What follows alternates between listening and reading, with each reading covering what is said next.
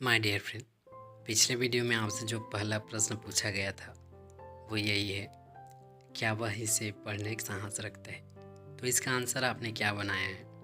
क्या आपने इस तरह से बनाया, does he dare to read this?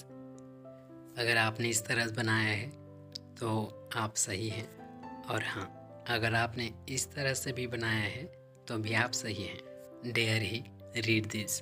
क्योंकि आप जानते हैं कि आप इसे एक मॉडल वर्ब की तरह भी बना सकते हैं और आप चाहें तो इसे मेन वर्ब की तरह भी बना सकते हैं। तो यहाँ पर ये जो पहला वाक्य है इसमें आपने डेयर को एज अ मेन वर्ब इस्तेमाल किया है, इसलिए आपने डज से शुरुआत की। और आप ये बातें जानते हैं कि जब डेयर का इस्तेमाल मेन वर्ब के रूप में होता है तो उसके बाद जो आने वाला वर्ब होती है उसके पहले टू लगता है। यहाँ पर आप देख सकते हैं डेयर टू रीड। और यहाँ पर दूसरे वाक्य में आपने डेयर को एज अ मॉडल वर्ब इस्तेमाल किया है, इसलिए आपने प्रश्न पूछने के लिए डेयर को सामने लिखा है। तो आप इस तरह से माय फ्रेंड, आप डेयर को एज अ मॉडल वर्ब और एज अ मेन वर्ब इस्तेमाल कर सकते हैं। तो चलिए आगे बढ़ते हैं। अब आप देखिए ये दूसरा वाक्य जो आपसे पूछा गया था, क्या आप इस काम को करने का साहस रखते हैं? तो जिस तरह से आपने पहले वाक्य बनाया माय फ्रेंड, उसी तरह से आप भी इसे दो तरह से बना सकते हैं। तो चलिए देखिए आपने क्या बनाया था, आंसर देखिए इसका, do you dare to do this work. अगर आपने इस तरह से बनाया है तो यू आर राइट। और हाँ, अगर आपने इस तरह से भी बनाया है तो भी आप सही हैं, dare you to this work. तो यहाँ पर आपने पहले वाक्य में डेयर को एक मेन वर्ब की तरह आपने इस्तेमाल किया, इसलिए आपने डू लिखा है। और यहाँ पर देख सकते हैं डेयर के बाद में आप टू लिखा है। और आपने इस दूसरे वाक्य में डेयर को एक मॉडल वर्ब की तरह इस्तेमाल किया है, इसलिए आपने प्रश्न पूछने के लिए केवल आपने डेयर को सामने लाया है। क्योंकि आप जानते हैं कि जब आपको प्रश्न पूछा जाता है तो जब आप मॉडल वर्ब को सामने लिख देते हैं तो आपका प्रश्नवाचक वाक्य बन जाता है। तो क्या आपने इस तरह से बनाया था माय फ्रेंड? अगर आपने नहीं बनाया था तो आपको प्रैक्टिस की ज़रूरत है, आपको और देखना चाहिए वीडियोस, माने आप अभी तक नहीं समझ पाए।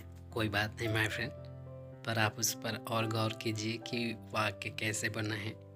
जब आप ज़्यादा और ध्यान देंगे उस पर तो आपको समझ में आने लगेगा।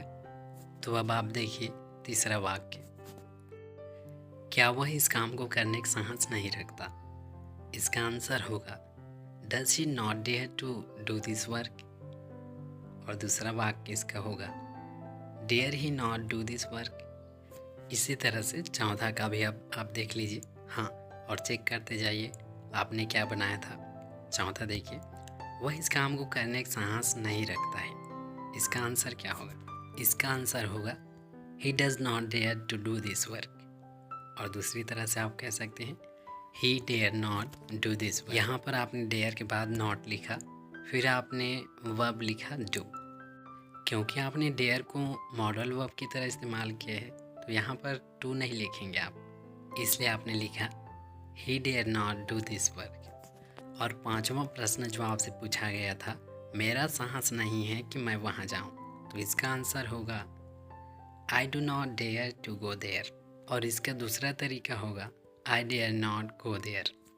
तो यहाँ पर एक बात आप नोट कीजिए माय फ्रेंड, कि जब आप डेयर को मॉडल वर्ब की तरह इस्तेमाल करते हैं तो डेयर के बाद आप टू नहीं लिखेंगे, यह याद रखिएगा।